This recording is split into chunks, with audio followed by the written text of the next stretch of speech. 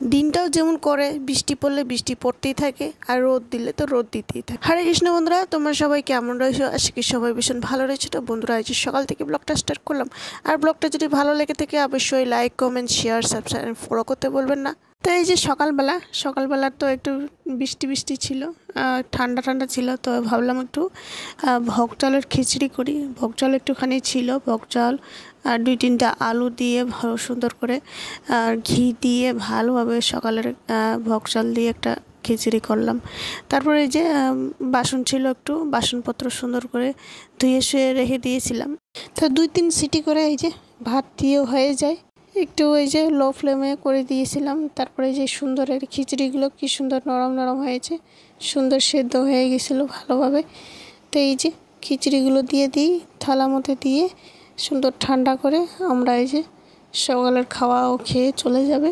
তো ঘি দিয়ে সামান্য ভাতের উপরে দিয়ে তারপর এই যে খাওয়াটি রেডি করে দিই। আসলে এই জায়গাটি অনেক নিচা, এই জন্য যখনই বৃষ্টি পড়ে তখনই জল দিয়ে জমা হয়ে থাকে। তো সকালবেলা তেমন সবজিও ছিল না, আর যে সবজি বানিয়ে দিব আমি কিছুটা। তো সকালবেলা ঠান্ডা ঠান্ডা ছিল, বৃষ্টি বৃষ্টি ভাব ছিল, তো বৃষ্টি পড়তেছিল একটু একটু। তো ভাবলাম ভোগ চাল ছিল, ভোগ চাল দিয়ে একটা ডাল দিয়ে একটা খিচড়ি বানাই ভালো করে, তারপর এই যে সকালের খাওয়াও খেয়ে চলে যায়। তো এইদিকে ভগবানের পূজাও দেওয়া হয়ে যায়। এই যে দেখুন আনারস ছিল, আনারস সুন্দর করে এই যে দেখুন ভালোভাবে ছুলে এইভাবে আমি দিয়ে দিই। তবে সকালের প্রসাদ পেয়ে আমি আবার বাজার বের হবো এখন। তো একটু সবজি নিয়ে আসবো। তো এই যে ডান্টি কচু আম নিয়ে এসেছি, আর ঝিঙা, মিষ্টি কুমড়া, আলু, একটু বেগুন সেগুন এগুলোই সবজি।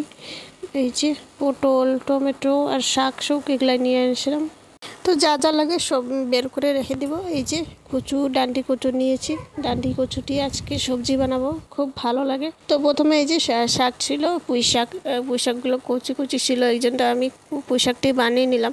খুব সুন্দর হালকা ফুলকা করে একটু পাঁচফোড়ন দিয়ে হলুদ লবণ দিয়ে তারপরে একটু ঢাকনা দিয়ে রেখে দিয়েছিলাম, সুন্দর সেদ্ধ হয়ে গেছে। তো ডান্ডি কচু ছিল, ডান্ডি কচুগুলো সুন্দর করে কেটে আমি এই যে ছোট ছোট করে নিয়েছি। তো খালি গোড়াটা বানালে সেদ্ধ হয় না, পুরোটাই বানাইতে হয়। তো এই যে সবগুলো একবারে কেটে কুটে নিয়েছি।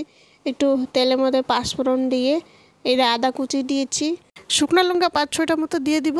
তারপর এই যে সবজিগুলো উপর দিয়ে দিই, সুন্দর করে উলট পালট করে ভালোভাবে ভাজাভাজি করতেই থাকবো। হলুদ লবণ দিয়ে একটু জিরা গুঁড়া দিয়ে দিব আগে তেলের মধ্যে।